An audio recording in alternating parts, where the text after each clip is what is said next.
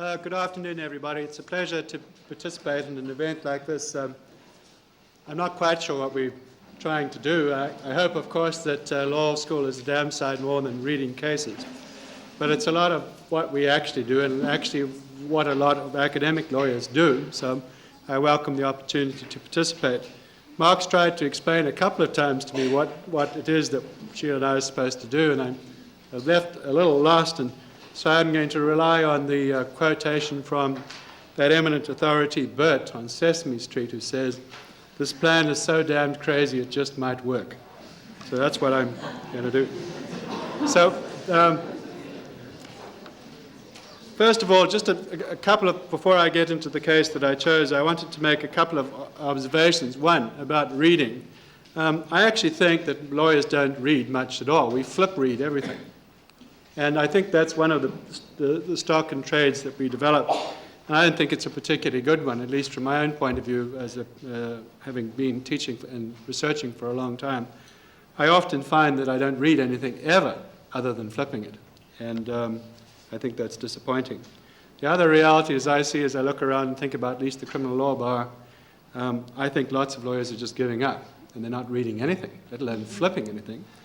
And it's partly because of the volume of the materials and cases, and particularly in a subject like criminal law, perhaps more than any other subject, is case-dominated. The action is in the courtroom, and there's this flow of information, and so we're overwhelmed by volume. 75, 80, 100 decisions in the Supreme Court of Canada a year on criminal law, and so that's a problem. Now, from the point of view of you sitting in first year, this comes up all the time. What is it that you profs want from us when we brief cases? And I don't think there's any magic answer or any glib expectation that any of us can have. And I think it's quite clear that probably every teacher approaches the study and teaching of law differently. And I suspect that there's not one study habit that's the same around this room. And I take it that at this point it's patronizing to say it, that if you don't feel a little uncertain as to what it is that you wanted expected of you in each of your classes, then you're probably not yet getting in enough to the study of law. And the truth of the matter is that having taught criminal law in first year for years, I often find students telling me when they go back to the notes that they took in first term, what a mess they are, either too big or too small. But I think if we were trying to put the session on in January, you'd probably think there's not much point in doing it. You're probably only here now because many of you feel a little uncertain about what it is that you're supposed to be doing. Now, the only other thing I want to say before I get into my case is that I'm probably one of the biggest case readers in the faculty because of my job on the criminal reports. And from my point of view, I have to summarize, and Rhonda Lill up there does some as well, but in my case, I have to summarize about 6 cases every 2 weeks for the point of view of publication. And I've been doing it that since 1974, thereabouts. And I want to say that I don't think it's necessarily easy. And the case that I chose today, Parks, I summarized it on Sunday for the purposes of the criminal reports. And I know that about 20 of you had at least a chance to look at it. It took me 3.5 hours with a dictaphone to work out what it was that I thought was an accurate summary of the head note. And so I don't think that if you're having difficulty, for example, with a case like Parks, what the hell it is that the Supreme Court of Canada said, I'm not sure that that's something that goes away, except if you're a very surface lawyer and you just want to pick the one line. And I take it that none of us are into that enterprise, and that in the law school in particular, we're trying to teach you to get at the really important cases and to work with them, develop the style of reasoning, see what's behind it, where the value judgments are, and so on. So it's not something you can develop instantly, and I think if you're a good lawyer or try to be a good lawyer, it's not something that ever disappears. It's something that's easy to do all the time. All right. I chose the Parks case largely because it was one of the cases that was on my list to head note. Also, it's just such a stunningly bizarre case. You know, this is the case, some of you will have read it, where according to the judgment of the Chief Justice Lemaire, he describes what happened as this. He says, the small hours of the morning, the accused, aged 23, attacked his parents-in-law, Barbara Ann and Dennis Woods, killing his mother-in-law with a kitchen knife and seriously injuring his father-in-law. The incident occurred at the home of his parents-in-law while they were both asleep in bed.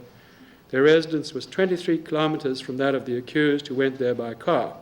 Immediately after the incident, he showed up at the police station and was driven to the hospital. At the hospital, he was in a very agitated state and saying, "I've just killed someone with my bare hands. Oh my God, I've just killed someone. I've just killed 2 people. I have killed my in-laws," basically. And it turned out that his defense was that he was a sleepwalker. Now, so the case proceeds, as you've seen, on the basis that was the facts. Now, this is, we were encouraged to be introspective. Now, this case, from my point of view, wasn't a new one. We'd already had the Ontario Court of Appeal decision, and we'd also had the defense counsel, Marlis Edwards, into the law school to make a presentation in this room, indeed. And I think if you just picked up the Supreme Court of Canada and that was the total synopsis of the case, I think you'd be missing a great deal of the context of the case. And, for example, it's rather surprising that I'm taking this out on Chief Justice Lemaire, who usually in his judgments does give us a rich context in sort of human terms. But you don't get the flavour of the case from that synopsis that I've just read out.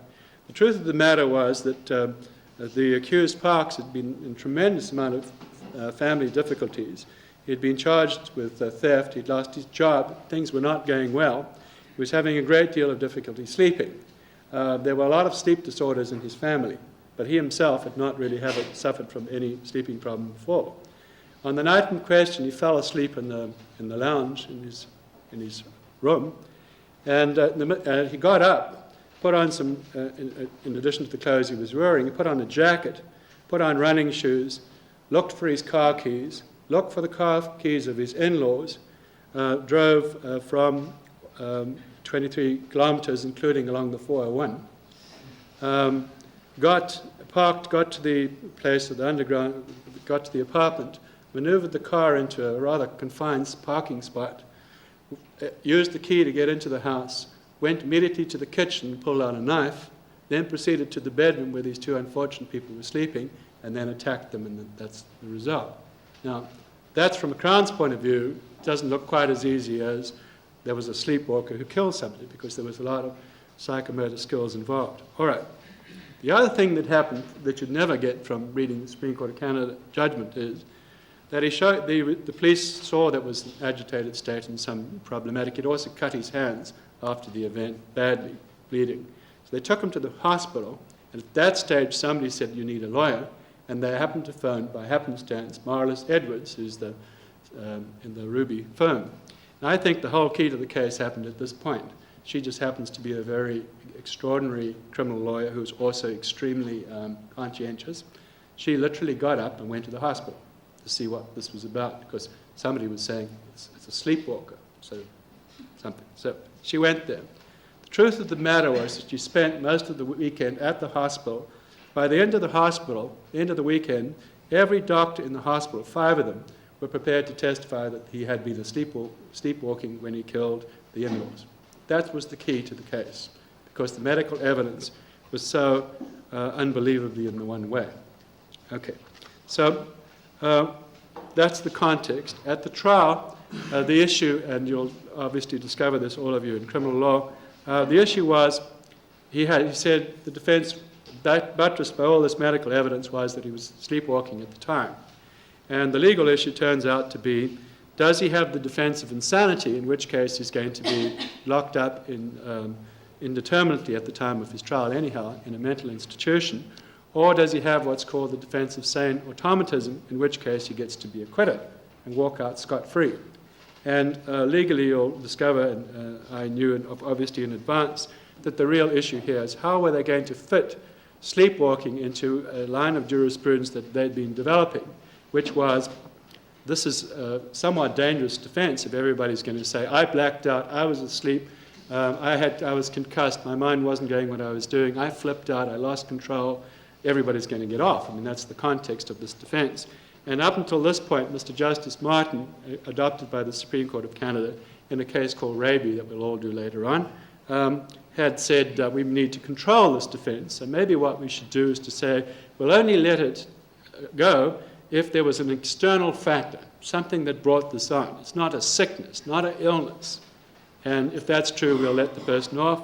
And they also said, we're not going to let it go if there was psychological shock. So, for example, if there's a reaction to being jilted as a lover or something, and you overreact and flip out, literally lose your control, that's not going to be good enough as a matter of... So by the time I read this case, it's already gone to the Ontario Court of Appeal. The Ontario Court of Appeal has said something about this whole thing, strange credulity that he was a sleepwalker. But on the evidence, the jury bought it, and we're not supposed to get in the way of a jury, so we'll let it go. So when I get to the Supreme Court of Canada, my interest as trying to think introspectively is what are they going to do with the principal test that they've been talking about, and how are they going to resolve it? Well, the first thing that happens, and for those of you who have seen this case will know, first reaction of reading this case is, oh my God, it's another one of those. Laforêt concurred in by Leroux, Dubé, and Gonthier, concurring reasons by McLaughlin, concurred in by Iacobucci, concurring reasons by Sapenka, reasons dissenting in part by Lemaire, concurred in by Corey. So now we're into a flow chart. And immediately the issue is why all those separate reasons? And so that's when we start getting into complexity, and that's why I spent 3 hours of my afternoon missing the Blue Jays game. And so the issue then becomes, all right, how can we group these judgments from the point of just understanding what the case was? And first thing is that Mr. Chief Justice Lemaire seems to be extraordinarily pragmatic, because he just says, look, let's look at all the evidence. The medical evidence is all the same. They were all defense witnesses. They said he was a sleepwalker. It isn't an illness. It's normal. There isn't any treatment. He's not. They said the chances of him doing this again were nil. And the prosecutor didn't call any psychiatrists. They were in the courtroom ready to be called, but didn't call them. So the guess is that they were going to say sleepwalking isn't a mental illness. They weren't called. So for Lemaire, that's the end of it. It's all, you can't do anything with this case because all the evidence is going the same way. And he says, on this evidence, he was a sleepwalker and should be acquitted. And he says maybe if there's another sleepwalking case on different evidence, we'll decide it differently. Ultimate of pragmatism, nothing to do with the principal approach to the defense of automatism. Now, on this point, the key judgment is Laforêt, who says, well, I better do more than that. I think he says that, and says, well, I better think about the principle. And he says, well, there's a problem here because of that external factor approach, something that brings on sleepwalking, but nothing brought on the sleepwalking in this case, so that doesn't work. And then he said some judges talk about whether it was prone to recur. And he said, well, that doesn't work in this case either because this is not going to occur again, according to the doctors. And then he said there are overriding policy considerations, like it might be too easy to make up these sort of defenses. And he says, well, not in this case because you're going to have to have a lot of medical evidence. So that's his notion of a test. Now, I as an experienced criminal law buff, are looking at this judgment not only from the point of view of what they say about sleepwalking, but to see what other implications flow from this judgment. And Laforêt talks about an essential requirement that the crime prove beyond a reasonable doubt that the act be voluntary.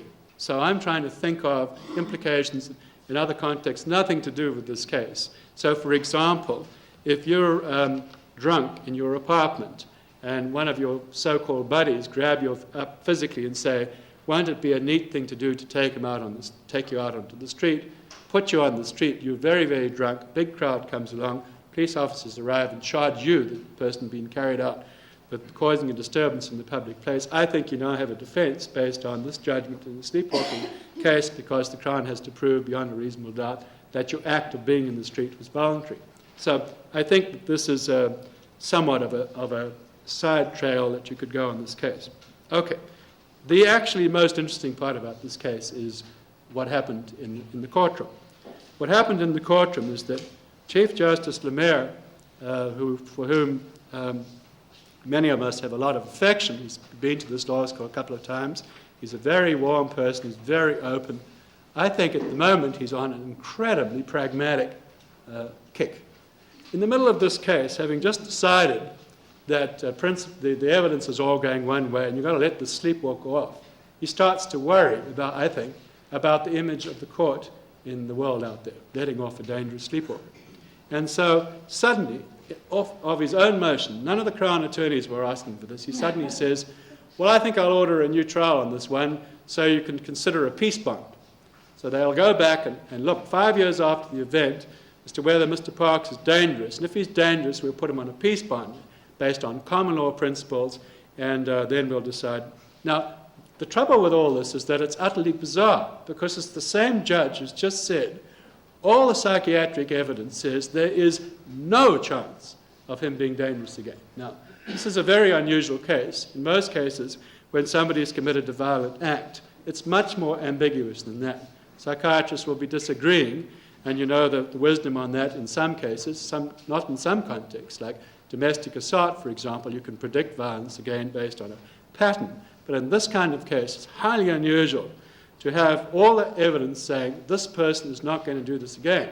And it's in that context that it's utterly bizarre that our Chief Justice would say, well, we better go right the way back to the trial to see whether or not we should have an inquiry to see whether this guy is dangerous, when all the evidence says he isn't dangerous. Okay. Now, the other thing that's bizarre is what the other judges do. Now, now we've got Lemaire and Corey saying that. We'll let him off, but we're going to have a trial to look at the peace bond. Now, that explains why you have all these little short judgments. They all start to line up to say that the Chief Justice is out to lunch on the peace bond issue. And they all say it for different reasons. Mr. Justice Sapinka goes off and says, well, the peace bond raises all sorts of charter issues, principles of fundamental liberty, notice to the accused, and there'll be real problems. We shouldn't do it in this case. And I've got an eye on the clock now. He says a lot of things about the charter, and he says, peace bond, the whole law of it is up for consideration. Mr. Justice Laforêt says there'd be real practical problems of enforcement in this case, even if we were to do it. So he says, I agree with Sapinka, and I also agree with McLaughlin. And Sapinka, incidentally, said, I agree with Laforêt and I agree with McLaughlin. And McLaughlin said, I agree with Laforêt and I agree with Sapinka. And so now where everybody's agreeing with everybody. Now we suddenly get to McLaughlin, who says, advances reasons of her own why we shouldn't be doing this. And she says, it's not appropriate after 5 years. And look, the Crown didn't ask for it, and we, the court, shouldn't be doing it, and so on and so forth. And then suddenly she adds at the bottom of her judgment, to me indicating that this present Supreme Court, all of them, all these people that I've been talking about, named, are as pragmatic as they've ever been. She suddenly says, at the end of this judgment, which is agreeing with Sapinka that there's a huge charter problems, they're practical problems, it's not a good thing to do, and she says, in the little judgment, and the possibility of supervisory orders in this situation may be a matter which Parliament would wish to consider in the near future. Now, everybody's agreeing with that. Now, I find that all those agreements are inconsistent. You can't agree consistently with all those positions, I don't think. And so my conclusion on this case then is that it's another sign that we've lost the principles people in the court, namely Chief Justice Dixon and Madam Justice Wilson. So we have a triumph of expediency and quick writers, and we're in a lot of trouble. Thank you.